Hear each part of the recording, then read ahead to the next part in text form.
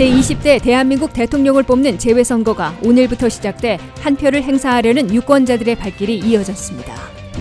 우크라이나 전운이 짙어지면서 지구촌의 유가와 광물, 곡물 가격이 급등할 조짐을 보이고 있습니다.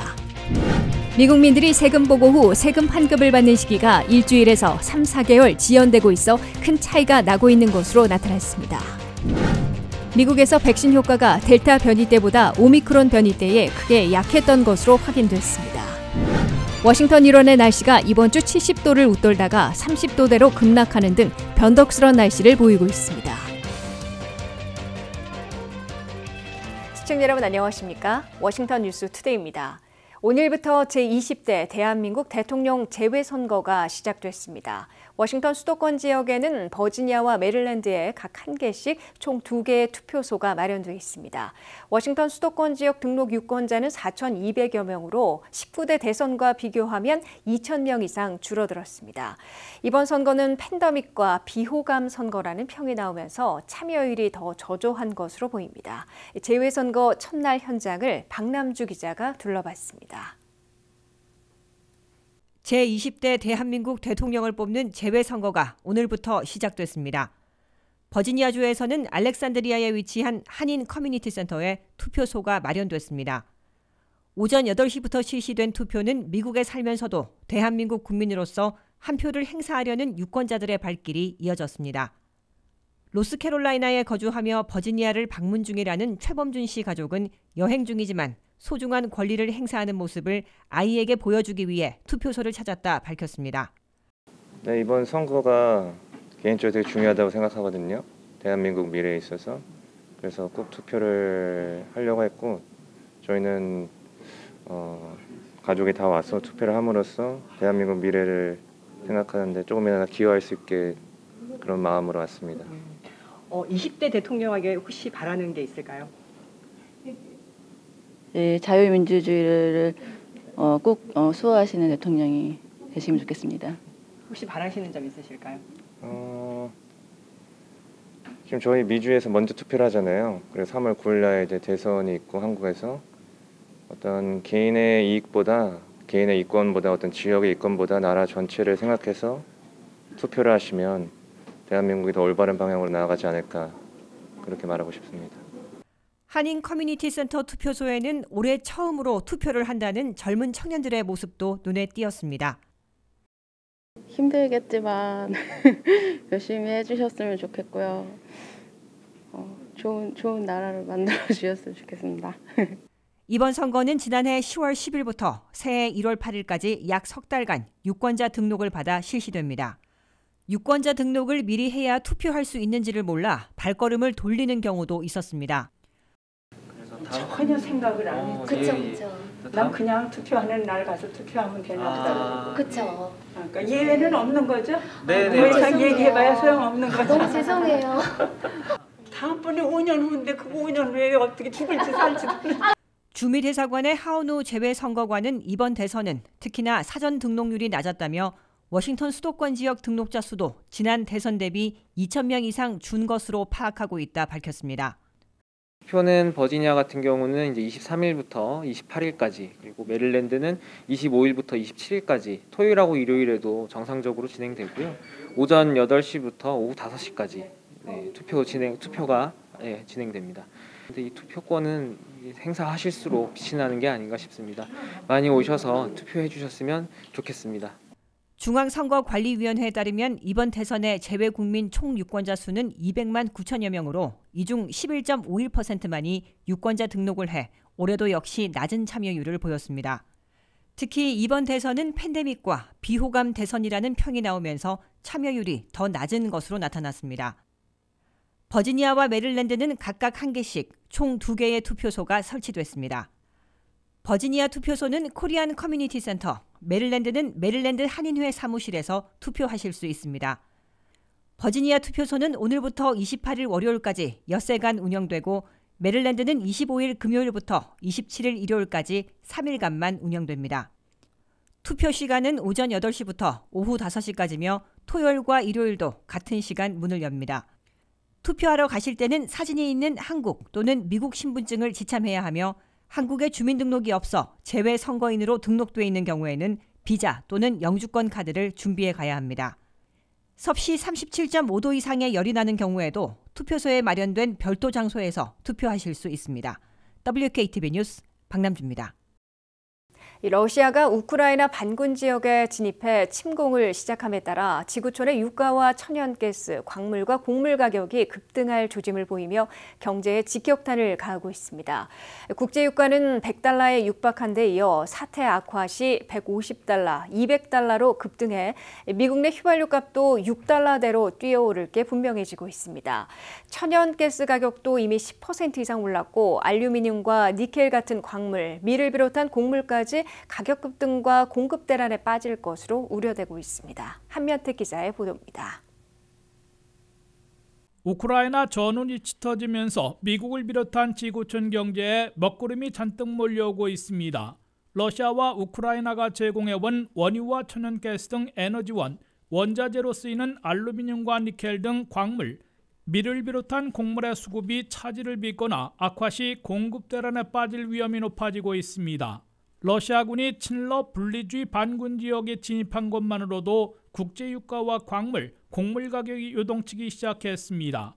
국제유가는 러시아의 진입 명령 직후 한때 배럴당 $100에 육박했다가 93 내지 94달러에 떨어 완화됐으나 군사적 긴장이 고조되는 움직임만으로도 쉽사리 $100를 넘어설 것으로 확실시되고 있습니다. 러시아가 끝내 친러시아 반군 지역을 넘어 우크라이나 주요 지역 또는 전역을 일거에 침공하는 군사작전을 벌일 경우 걷잡을 수 없이 악화돼 국제유가가 $150, $200까지 치솟을 것으로 유가 전문가들은 경고하고 있습니다. 배럴당 $100에 육박한 현재 미국 내 휘발유 값은 전국 평균이 $3.54로 올라갔으며 캘리포니아는 $5에 근접하고 있습니다. 우크라이나 전쟁으로 비화되면 국제유가가 $150 내지 $200까지 폭등하고 미국 내 휘발유 값은 $4에서 $5, $6로 치솟게 될 것으로 보입니다. 러시아가 유럽 지역 수입의 절반이나 차지하고 있는 천연가스는 이미 11%나 급등했으며 독일이 아직 가동하지 않고 있는 천연가스 파이프라인을 중단한 데 이어 실제 수입선까지 막을 경우 에너지 대란으로 이어질 것으로 우려되고 있습니다. 바이든 행정부는 5억 8,500만 배럴의 전략 비축유 가운데 5천만 배럴을 방출한 데 이어 추가 방출하고 휘발유세를 면제해 유가 폭등을 최소화할 채비를 하고 있습니다. 반도체 등에 쓰이는 원자재인 구리, 알루미늄, 니켈 등 광물의 공급에 큰 차질이 빚어지면서 공급난을 초래해 전자제품, 가전제품 등의 가격을 급등시킬 것으로 우려되고 있습니다. 러시아와 우크라이나에서 30%나 공급하고 있는 밀과 보리, 옥수수를 비롯한 주요 곡물들도 공급난에 빠지고 곡물 가격 급등으로 이어질 것으로 예상되고 있습니다. 이 같은 사태는 40년 만에 물가 급등을 겪고 있는 미국 등 각국이 물가 잡기애를 먹고 경제 성장은 미국의 경우 기대해온 4%에서 3%대로 1포인트나 급락하는 등 발목을 잡히게 될 것으로 경고되고 있습니다. WKTV 뉴스 한면택입니다. 미국 및 납세자 4명 가운데 3명이나 받고 있는 세금 환급이 세금 보고 후 일주일 만에 받는 경우가 있는가 하면 3, 4개월이나 지연되는 사례도 있어 받는 시기에 큰 차이가 나고 있습니다. 세금 보고를 접수한 지 한 달이 지난 현재 특별한 세제 혜택 없이 심플하게 기재해 e-파일링하고 은행 계좌 정보까지 제출한 상당수는 단 일주일 만에 평균 $2,800씩 환급받고 있으나 불일치 정보가 있으면 3, 4개월 지연될 것으로 IRS가 밝혔습니다. 한면택 기자의 보도입니다. 2021년도 소득분을 신고하는 연방세금 보고가 1월 24일 접수받기 시작한 지 한 달이 지난 현재 미국 및 납세자 가운데 4명 중에 3명이나 받게 되는 텍스 리펀드, 세금 환급을 받는 시기에 큰 차이가 나고 있습니다. 첫째, 세금 보고를 e-파일링하고 은행 계좌 정보를 제출한 경우 세금 보고서를 제출한 지 단 일주일 만에 평균 $2,800나 되는 리펀드를 받는 경우들도 상당수에 달하고 있습니다. IRS와 전문가들은 기초공제인 EITC와 부양자녀 현금 지원인 CTC 등 특정 세제 혜택을 받는 대상이 아니고 W2와 본인의 기재소득이 일치하며 다이렉트 디파짓에 필요한 은행 계좌를 제출한 경우 빠르면 세금 보고서 제출 후 일주일 만에, 늦어도 법정 기간인 3주일 안에 리펀드를 받고 있다고 밝혔습니다. 근년 들어 미국 납세자들은 1억 4,800만 건의 세금 보고서 가운데 93%인 1억 3,800만 건이 e-파일링했으며 텍스 리펀드를 받는 9,500만 명 중에 92%인 8,700만 명이 은행 계좌를 제출했습니다. 둘째, 저소득층 기초근로소득공제인 EITC나 차일드 텍스 크레딧인 CTC 혜택을 받는 납세자들은 세금 보고를 마치고 수작업 확인 대상에 걸리지 않더라도 3월 초 이후에나 리펀드를 받을 수 있게 됩니다. 텍스 크레딧을 받고 있는 납세자들의 세금 보고 후 세금 환급은 일정 기간이 지난 후에나 지급하도록 되어 있습니다. 셋째, W2와 같은 회사 발행 소득증명과 본인이 세금 보고하며 기재하는 소득의 차이가 있거나 3차 부양체크, 부양자녀 현금 지원 등과 관련해 틀린 액수를 주장했을 때에는 3~4개월이나 지연될 수 있다고 IRS는 지적했습니다. 불일치하는 부분이 있거나 세금 보고서와 국세청 데이터베이스에 틀린 부분이 있으면 IRS 직원들이 수작업으로 단순 실수인지 아니면 사기 행위인지 등을 가려내도록 하고 있어 90일 내지 120일이나 지연되고 있다고 IRS는 설명했습니다. 더욱이 전년도에 처리 못하고 넘어온 적체 세금 보고서가 올 1월 현재도 600만 건으로 평년의 100만 건보다 6배나 많이 밀려 있어 추가 지연도 배제할 수 없는 상황으로 IRS는 경고해놓고 있습니다. WKTV 뉴스 한면택입니다. 미국에서 백신 효과가 지난해 여름 델타 변이 때보다 올겨울 오미크론 변이 때에 크게 약했던 것으로 CDC의 새 분석 결과 확인됐습니다. 델타 변이에는 백신을 맞은 사람들이 맞지 않은 사람들에 비해 감염은 5배, 중증 입원은 15배, 사망은 50~60배나 방어 효과에서 차이가 났으나 오미크론에는 감염 3배, 중증 7배, 사망 27배 차이로 효과가 덜했던 것으로 분석됐습니다. 김지수 기자가 보도합니다. 미국에서 접종된 백신들의 면역 효과가 델타보다는 오미크론 변이에 크게 떨어진 것으로 CDC 연방질병통제예방센터가 데이터 분석 결과 발표했습니다. CDC의 자료 분석에 따르면 지난해 8, 9월 기승을 부렸던 델타 변이에는 백신을 맞은 사람들과 맞지 않은 사람들 사이에 감염은 5배, 중증 입원은 15배, 사망은 50배에서 60배나 차이가 났습니다. 즉 백신을 2번 접종 완료한 사람들의 경우 코로나 바이러스에 감염되는 가능성이 비접종자에 비해 5분의 1에 그쳤고 중증 발병 입원은 15분의 1, 사망한 경우는 50 내지 60분의 1에 불과했다는 결과입니다. 이에 비해 올 겨울인 지난해 11월부터 현재까지 휩쓸고 있는 오미크론에는 백신을 맞은 사람들이 접종하지 않은 사람들보다 감염은 3배, 중증은 7배, 사망은 27배 차이가 난 것으로 나타났습니다. 감염을 막아줄 백신의 방어 효과가 델타 때의 5배보다 오미크론 때는 3배 차이로 덜했던 것으로 분석됐습니다. 또한 중증 입원은 15배에서 7배로 반감됐으며 사망은 50 내지 60배에서 27배로 역시 절반으로 크게 약해졌음을 보여줬습니다. 이와 함께 오미크론 변이에 대한 백신의 면역 효과는 2번 접종을 완료한 지 6개월이 경과했을 때 94%에서 52%로 급감했던 것으로 CDC는 분석했습니다. 이후 추가로 3차 부스터샷을 맞으면 면역 효과가 76%로 다시 올라간 것으로 나타났습니다. 이 때문에 오미크론 변이가 확산되면서 백신 접종을 2번 다 맞은 접종 완료자들도 돌파 감염 당한 경우가 매우 흔했던 것으로 해석되고 있습니다. 또한 한 번 감염됐다가 완치한 사람들도 백신을 접종했음에도 불구하고 반복 재감염되는 사례가 빈발했던 것으로 풀이되고 있습니다. 이 같은 백신 효과 때문에 연방보건당국은 오미크론 변이를 계기로 백신 접종을 완료했다고 해서 감염까지 막아주는 것은 아니기 때문에 돌파 감염 당할 수 있으며 단지 중증 발병이나 사망 위험은 현저히 낮춰주는 효과를 보고 있다고 강조해왔습니다.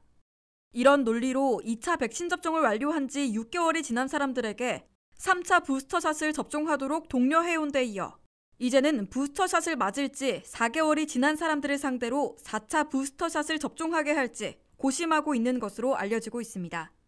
WKTV 뉴스 김지수입니다. 워싱턴 일원의 날씨가 이번 주 70도를 웃돌다가 30도대로 급락하는 등 변덕을 부려 건강과 교통에 유의해야 할 것으로 보입니다.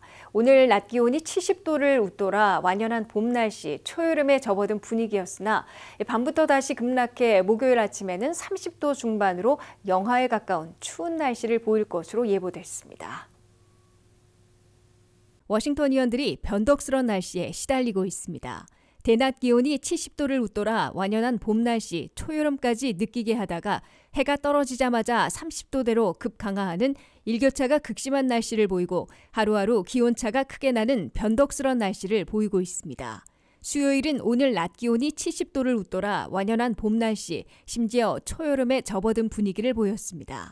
차창을 활짝 열어 제치고 걸치고 나왔던 외투는 모두 벗어던져야 하는 무더운 날씨였습니다.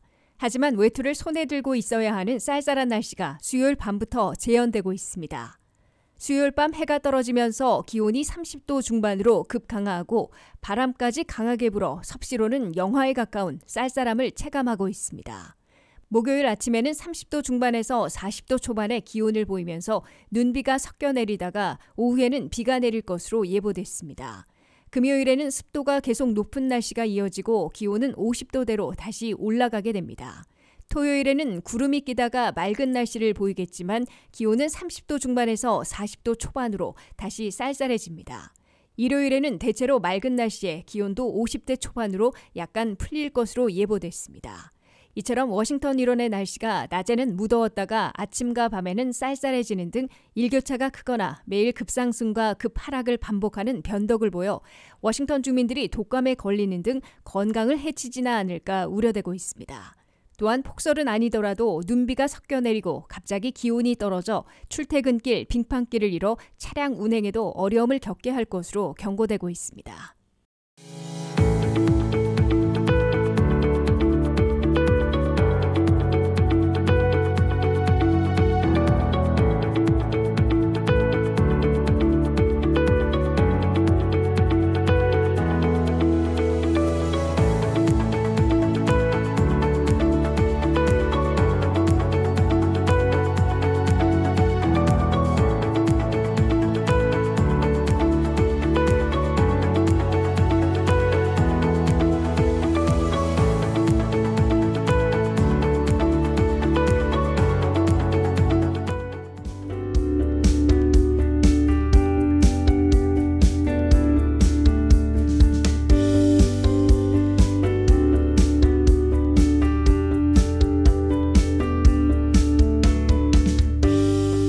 이상으로 워싱턴 뉴스투데이를 마치겠습니다. 시청해주신 여러분 고맙습니다.